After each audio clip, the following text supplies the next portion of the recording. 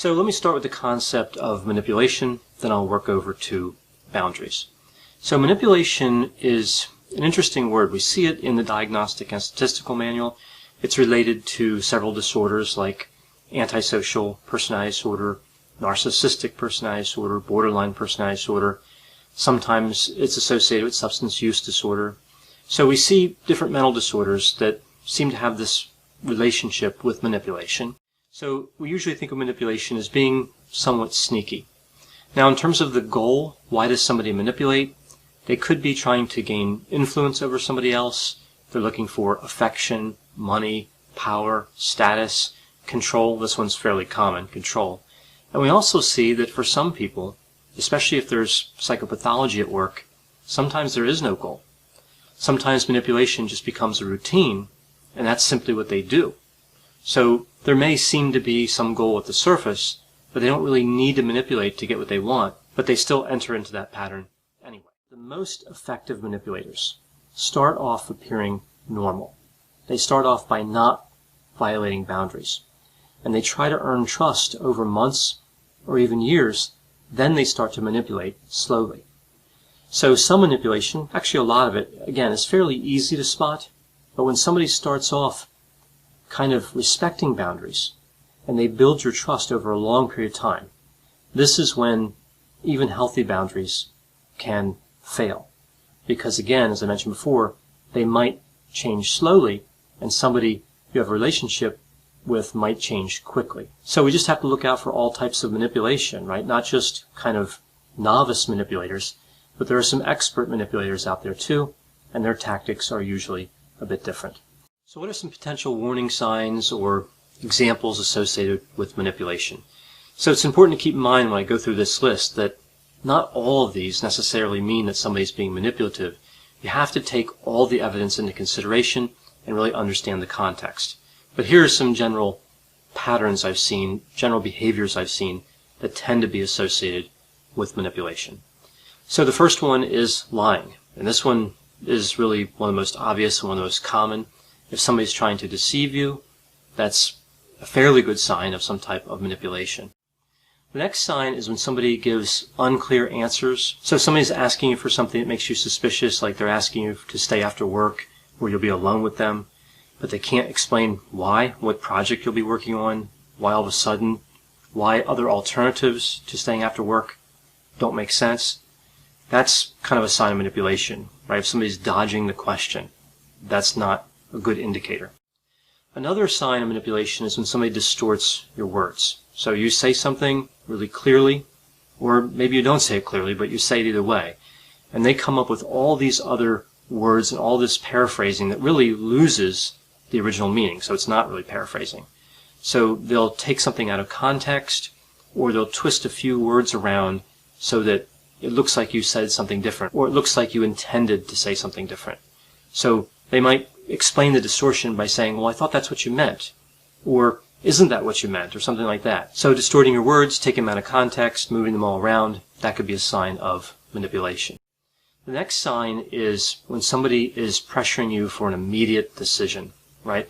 I've seen this a few times when working with clients who get in trouble with the law, and they have a particular charge that could carry jail time, for instance, and they go in and see the prosecutor, and perhaps they don't have an attorney, and the prosecutor says, well, I'll offer you a felony with no prison, but you have to take it now.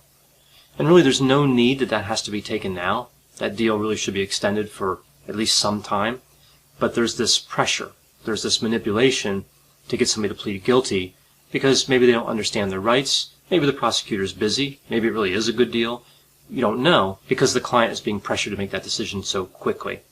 So when somebody needs a decision right away, like within a few seconds or minutes, that's a sign of manipulation. That could be a sign of manipulation. The next sign is when somebody's acting immaturely.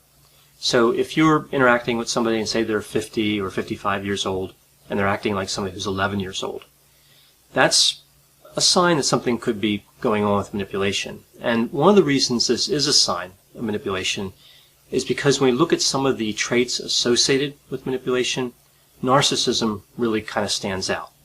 And we know that usually people who are narcissistic are quite immature. And we see the same thing with psychopathy. Psychopathy has a manipulation component when somebody's a psychopath, and psychopathy is also associated with being immature. So immaturity itself kind of points to characteristics that have this link to manipulation. So again, just something to be on the lookout for. The next sign is superficial charm. And this one, just like immaturity, is a characteristic of both psychopathy and narcissism. Somebody can be very charming, but they don't seem to have a lot of depth or sensitivity.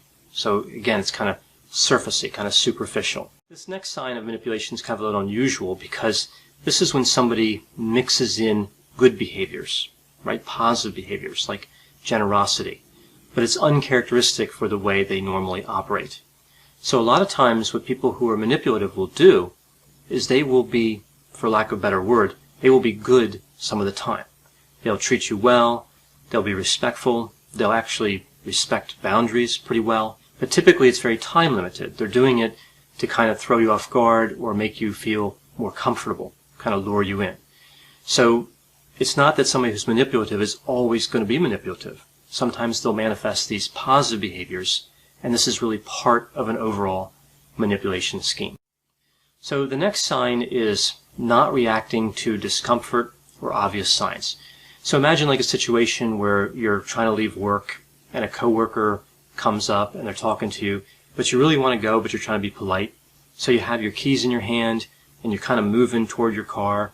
You get to your car, unlock it, open the door, right? You're kind of inching closer and closer to getting in the car, and they're still talking. They're not picking up on the obvious sign that you're either uncomfortable or in a hurry, or either way don't want to talk to them at that time. So they're willing to disregard your feelings in order to keep pressing whatever their agenda is. This next one I think is pretty important. This is when somebody says one thing and does another. It's important to follow the behavior. With manipulation, words really don't matter too much. It's what somebody does. So it's not unusual for them to say something and then do something else. Another thing I've noticed about people who are manipulative is they're usually poor listeners. And I think there's a few reasons for this. One is because manipulation expends cognitive resources. But the other is that they're really kind of selfish and focused on their goals. Now, it could also be that somebody who's manipulative, at least for a short period of time, may be a very good listener. So again, kind of thinking back to the oversharing and then listening for kind of your information. So not listening is one potential sign, but listening a lot, but having some sort of agenda would be, of course, another sign.